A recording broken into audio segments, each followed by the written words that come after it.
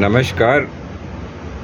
आज बात करते हैं जो टॉपिक पता नहीं कब से डिस्कस हो रहा है, इंडिया वर्सेस एनडीए।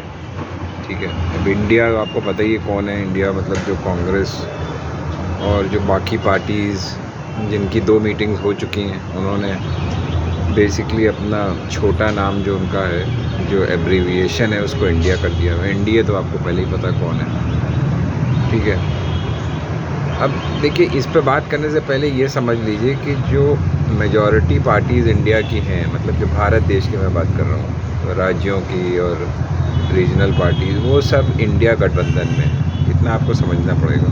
ठीक है, जैसे कि जेडीयू है, आरजेडी है, डीएमके है, बहुत सी, मतलब जितनी मेजर पार्टीज़ हैं ज़्यादातर वो इस गठबंधन में है। और एनडीए के साथ कौन है? अगर आप उनका नंबर मत देखिए, मगर अगर एक एक दो लोगों की जो पार्टी फ्लोट करना हो तो ऐसे तो 100 पार्टियां बन जाएंगी। कोई भी पार्टी बना करके रजिस्टर करके इनके साथ खड़ा हो जाएगा। और उनकी टोटल हैसियत क्या है ये भी आप देख लो, कितना वोटिंग परसेंटेज है उनके पास, कितने उनके अभी ऑलरेडी वो हैं एमपी एमएलएज, ये भी देख लो। तो ये सब तो चलिए आप खुद भी कर सकते हैं, या ये सब बताने के लिए बहुत से लोग बैठे हैं। तो मैं इसलिए मैंने ये बात कही। देखिए, जो इंडिया में गठबंधन में जो लोग हैं ना, उनके सॉलिड वोट बैंक्स हैं सबके। जैसे ममता बनर्जी की पार्टी है, हर मतलब जगह पे, साउथ में डीएमके है, और मतलब तमाम लोग हैं, मतलब जिनका अपना अपना कहीं ना कहीं कुछ ना कुछ बेस है। और एनडीए में ऐसा नहीं दिखता है। ठीक है, ये बात तो बिल्कुल क्लियर हो जानी चाहिए। अब इस पे आगे बढ़ते हैं। अब देखिए, ऐसा है, अब मैं क्या चाहता हूँ कि ये लोग आपस में मिलें, जो भी एक सीट शेयरिंग फॉर्मूला जैसे जैसे धीरे धीरे बनता जाए बनाएं, क्योंकि मुझे नहीं लगता इतनी जल्दी बन जाए कि अभी 24 के इलेक्शन थोड़ा दूर है, तो सबको अपने अपने कैंडिडेट्स फाइनल करने में एक अप्रॉक्सीमेट वो हो सकता है कि हाँ भाई कितने कहाँ लड़ेंगे, एक आप रूपरेखा तैयार कर सकते हैं। फाइनलाइज हो जाए कहीं कहीं किसी किसी जगह पे तो बहुत अच्छी बात है। जहाँ जहाँ नहीं हो रहा वो आगे चल के होता जाएगा, तो उससे एक मजबूती मिलेगी आपको भी कि आपको पता है भाई किस किस सीट पर लड़ना है। देखिए, जब ये इंडिया गठबंधन साथ में लड़ेगा ना, तो ऐसा नहीं है कि आप मतलब एक सीट पे कोई दूसरी पार्टी लड़ रही है, मगर है तो गठबंधन की पार्टी ना, तो सभी लोग मिल कर के उसको सपोर्ट करेंगे। आइडिया यही है इस गठबंधन का, और यही होना भी चाहिए अगर आप जीतना चाहते हैं। क्योंकि अगर आप अपने अपने दिशाओं में खींचेंगे तो फिर दिक्कत होगी। तो इसलिए हर एक को ये सोच लेना चाहिए कि भाई इंडिया गठबंधन का कोई भी जो कैंडिडेट चुना जाएगा वो जॉइंट कैंडिडेट होगा। ठीक है, और उसी को ही सपोर्ट करना सबको मिलके, तभी आप जीत सकते हैं। अच्छा, अब कुछ लोग चालू हो गए कि भाई प्राइम मिनिस्टर कौन बनेगा। अभी कल परसों ही सुन रहा था किसी को, वो अपना चालू हो गए कि भाई अगर राहुल गांधी बनते हैं तो नीतीश कुमार क्या करेंगे। यार मतलब इस टाइप की आप बेहूदी बातें करेंगे, मुझे कहना नहीं चाहिए, बट समझ में नहीं आती क्यों आप इस टाइप की बात कर रहे हैं। अरे भाई, नीतीश कुमार क्या करेंगे क्या मतलब है? पहली बात तो ये तय नहीं कि कौन बनेगा। मैं कह रहा हूँ फ़र्ज़ कर लो, अच्छा राहुल गांधी बन भी जाते हैं तो क्या उनके मतलब एक प्राइम मिनिस्टर की मतलब कैबिनेट नहीं होती है? बस सिर्फ अकेले प्राइम मिनिस्टर चलाता है। अभी नरेंद्र मोदी अकेले चला रहा, वो एक अलग बात है। अकेले इन द सेंस कि बाकी लोगों की कोई से नहीं है। एक एक मंत्री पता नहीं कितने विभाग लेके बैठा हुआ है।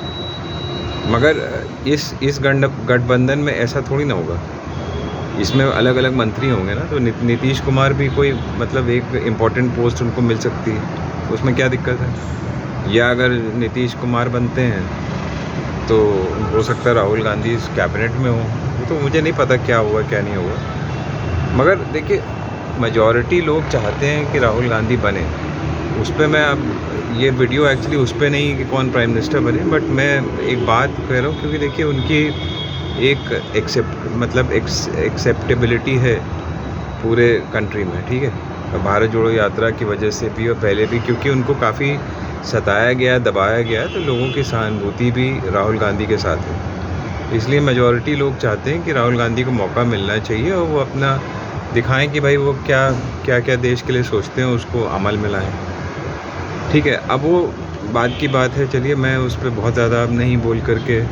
तो देखिए, मैं अब इंडिया वर्सेस एनडीए पे सर्वे तमाम लोग लेके खड़े हो रहे हैं। अब आप जानते हैं, देखिए जो पत्रकार, ठीक है, आपको दिन रात मतलब बीजेपी का, नरेंद्र मोदी का गीत गाता हुआ मिलेगा, आपको क्या लगता है वो सर्वे आपको सही सही दिखाएगा? तो ये सारे देखिए हथकंडे हैं जनता को बेवकूफ़ बनाने के। सर्वे में वो ऊपर चल रहे हैं, वो उनका 80% है ना, दिखा रहे हैं, और इंडिया का जो है 15% है। तो वो यही चलता रहेगा ये आखिर तक, क्योंकि ये जनता की नब्ज़ नहीं है, ये झूठ का पिटारा आपको परोसा जा रहा है। अब आपके ऊपर है कि आप उसको कितना देखते हैं और कितना हज़म करते हैं। मेरे हिसाब से तो ये सब आपको देखना ही बंद कर देना चाहिए। आप सड़क पर चल लीजिए, देखिए आपका माहौल अगल बगल क्या है, लोग कितना त्रस्त हैं, उसी से आपको पता चल जाएगा कि वोट कहाँ जाएगा।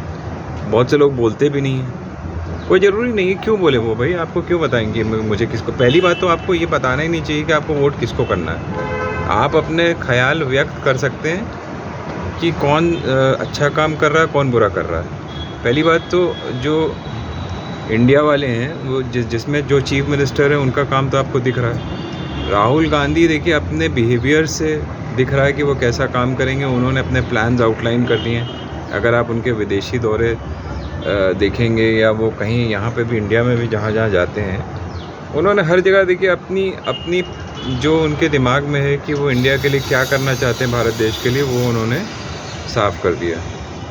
तो जो लोग समझ पा रहे हैं वो समझ ही जाएंगे कि वो कितने संवेदनशील हैं, कितना बढ़िया काम करेंगे इंडिया के लिए। हालांकि वो जब देखिए काम शुरू करेंगे तभी पता चलेगा। तो माहौल देख के आपको समझ जाना चाहिए कि कौन ऊपर चल रहा है, कौन नीचे। ठीक है, अभी से ये सब माहौल ये बनाने वाले जितने पत्रकार आपको मिल जाएंगे ना, ये सब माहौल बनाने वाले हैं। इनको पैसा मिला हुआ है कि भाई माहौल बनाते चलो नरेंद्र मोदी के लिए, बीजेपी के लिए। मेरी राय तो आपको ये है कि आप अपना समय बर्बाद ना करें ऐसा ये सब देख करके। आपको बेसिकली ऐसी डिबेट्स अगर देखने का शौक़ भी है आपको, तो ऐसी डिबेट देखना चाहिए जिसमें कोई मतलब झूठ ना परोसा जाए, जो एक मतलब ओरिजिनलिटी पे बेस्ड हो, है ना। और मतलब ये ओरिजिनलिटी पे तभी बेस्ड होगा जब वो सही बातें दिखाएंगे। आप कोई भी डिबेट उठा के देख लो, जो ये जो इस टाइप की मीडिया है, जो सरकारी मीडिया जिसको कह लो, तो उसमें कोई भी अगर फेवर में बोलने लगता है कांग्रेस के या किसी और उसके, तो फ़ौरन उसको काट पीट के बराबर कर देते हैं। चलिए अच्छा भाई, अब समय ख़त्म हो गया, मेरे पास समय इतना ही था, चलिए कल मिलते हैं आपसे। तो भैया समय नहीं है तो फिर डिबेट क्यों कराते हो? तो इसलिए मैं कह रहा हूँ कि आप भी अपना समय बर्बाद मत करिए। आप भी इनसे कहिए भैया हमारे पास समय नहीं है आपका डिबेट देखने के लिए, चलिए टाटा बाय बाय, अब हम कोई और डिबेट देख लेंगे। आप काहे उनके चैनल पे जाइए ही मत, बंद कर दीजिए। मैं कह रहा हूँ आपको खुद ही इनके बिहेवियर में चेंज नज़र आ जाएगा। क्योंकि अगर ये इनको एडवर्टीज़मेंट मिलेगी भी और कोई देखने वाला नहीं होगा, तो जहाँ से एडवर्टीज़मेंट आ रही वो लोग भी बंद कर देंगे।